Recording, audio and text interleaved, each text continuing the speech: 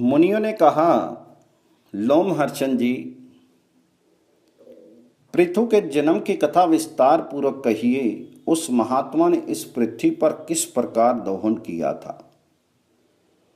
तो लोमहर्षण जी बोले, द्विजवरो, मैं वैन कुमार पृथु की कथा विस्तार के साथ सुनाता हूं, तुम एकाग्रचित्त होकर सुनो।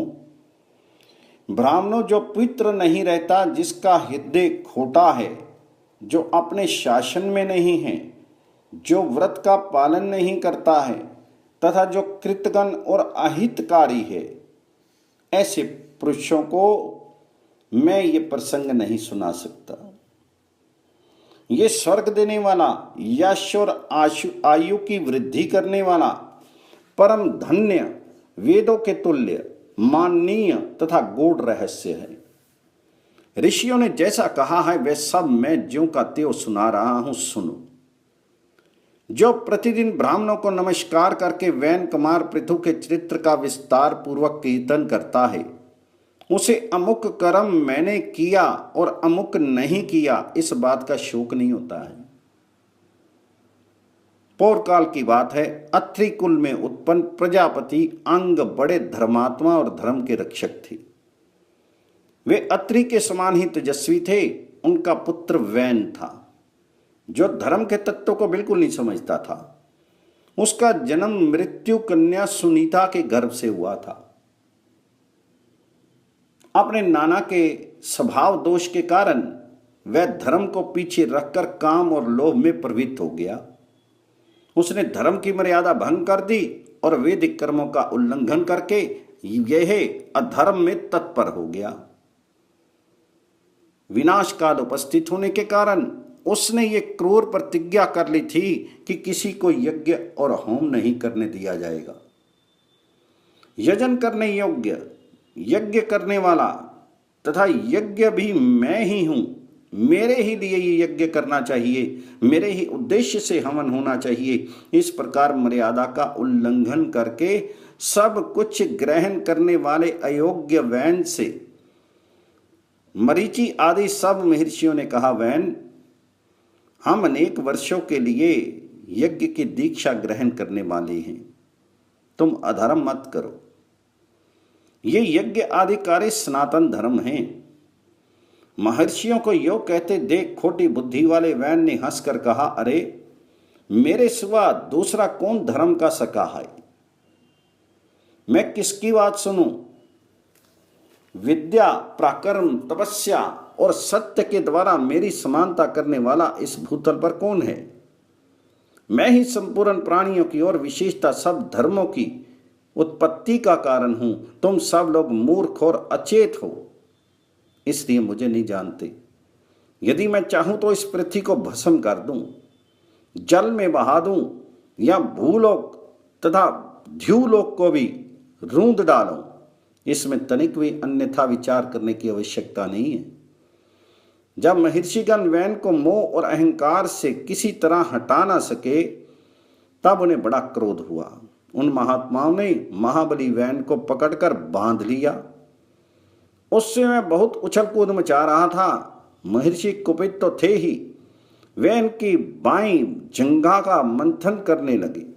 इससे काले रंग का पुरुष उत्पन्न हुआ, जो बहुत ही नाटा था। वह भयभीत होकर हाथ जोड़कर खड़ा हो गया। उसे व्याकुल देखकर अत्रि ने कहा, निशित, निशीत अर्थात बैठ जा। इससे वह निषाद वंश का प्रवर्तक हुआ और वैन के पाप से उत्पन्न हुए धीवरों की सृष्टि करने लगा। तत्पश्चात महात्माओं ने पुनः अग्नि की भांति वैन की दाहिनी भुजा का मंथन किया। उससे अग्नि के समान तेजस्वी पृथु का प्रादुर्भाव हुआ। वे भयानक टंकार करने वाले आजगव नामक धनुष, दिव्य बाण तथा रक्षार्थ कवच धारण किए प्रकट हुए। उनके उत्पन्न होने पर समस्त प्राणी बड़े प्रसन्न हुए और सब ओर से वहां एकत्रित होने लगे। वैन स्वर्गामी हुआ। महात्मा पृथु जैसे सतपुत्र ने उत्पन्न होकर वैन को पुम नामक नरक से छुड़ा दिया। उनका अभिषेक करने के लिए समुद्र और सभी नदियां रत्न एवं जल लेकर स्वयं ही उपस्थित हो गई। आंगिरस देवताओं के साथ भगवान ब्रह्मा जी तथा समस्त चराचर भूतों ने वहां आकर राजा पृथु का राज्याभिषेक किया। उन महाराज ने सभी प्रजा का मनोरंजन किया। उनके पिता ने प्रजा को बहुत दुखी किया था, किंतु पृथु ने उन सबको प्रसन्न कर लिया। प्रजा का मनोरंजन करने के कारण ही उनका नाम राजा हुआ। वे जब समुद्र की यात्रा करते तब उसका जल स्थिर हो जाता था। पर्वत उन्हें जाने के लिए मार्ग दे देते थे और उनके रथ की ध्वजा कभी भंग नहीं हुई। उनके राज्य में पृथ्वी बिना जोते बोए ही अन्न पैदा करती थी। राजा का चिंतन करने मात्र से अन्न सिद्ध हो जाता था। सभी गौएं कामधेनु बन गई थी। पत्तों के दोनों दोनों में मधु भरा रहता था। उस समय पृथु ने ब्रह्मा जी से संबंध रखने वाला यज्ञ किया। उसमें सोम अभिषेक के दिन सूती अर्थात सोम रस निकालने की भूमि से परम बुद्धिमान सूत की उत्पत्ति हुई। उसी महायज्ञ में विद्वान मागध का भी प्रादुर्भाव हुआ। उन दोनों को महर्षियों ने पृथु की स्तुति करने के लिए बुलाया और कहा, तुम लोग इन महाराज की स्तुति करो, ये कार्य तुम्हारे अनुरूप है और ये महाराज भी इसके योग्य पात्र हैं। ये सुनकर सूत और मागध ने उन महर्षियों से कहा, हम अपने कर्मों से देवताओं तथा ऋषियों को प्रसन्न करते हैं। इन महाराज का नाम, कर्म, लक्षण और यश कुछ भी हमें ज्ञात नहीं है जिससे इन तेजस्वी नरेश की हम स्तुति कर सकें। तब ऋषियों ने कहा, भविष्य में होने वाली गुणों का उल्लेख करते हुए स्तुति करो। उन्होंने वैसा ही किया। उन्होंने जो जो कर्म बताए उन्हीं को महाबली पृथु ने पीछे से पूर्ण किया।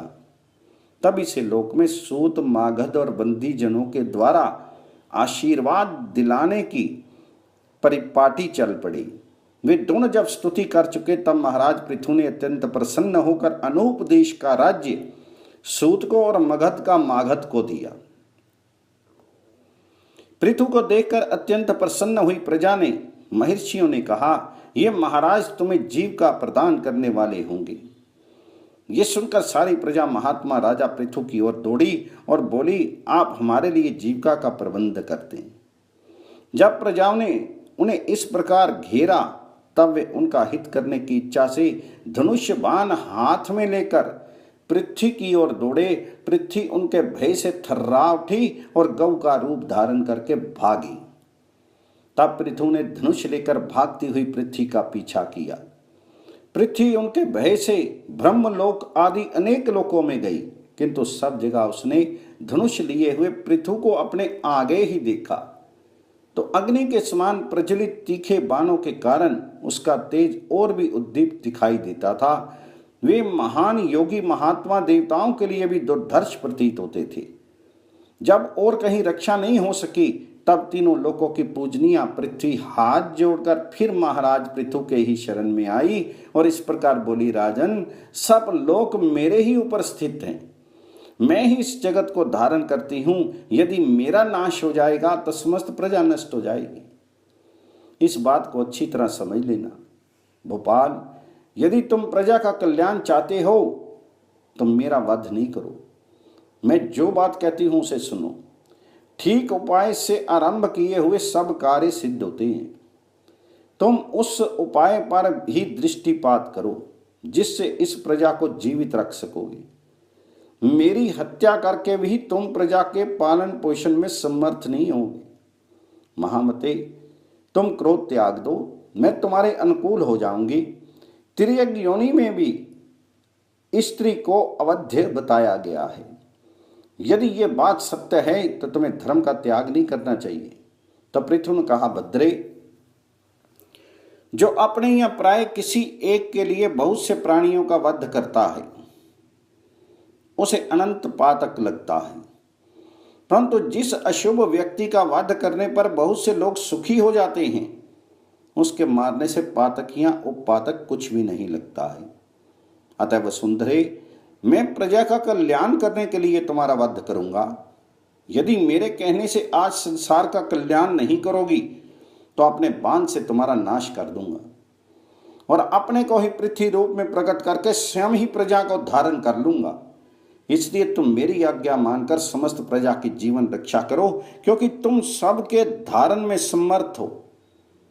इस समय मेरी पुत्री बन जाओ, तभी मैं इस भयंकर बाण को जो तुम्हारे वध के लिए उद्यत है इसको रोकूंगा।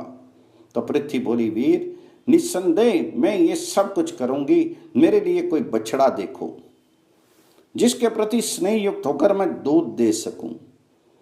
धर्मात्माओं में श्रेष्ठ भोपाल, तुम मुझे सब और बराबर कर दो, जिससे मेरा दूध सब और बह सके।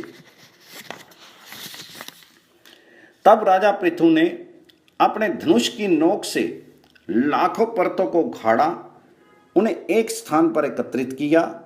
इससे पर्वत बढ़ गए। इससे पहले की सृष्टि में भूमि समतल न होने के कारण पुरों अथवा ग्रामों का कोई सीमाबद्ध विभाग नहीं हो सका था। उस समय अन्न, गो रक्षा, खेती और व्यापार भी नहीं होते थे।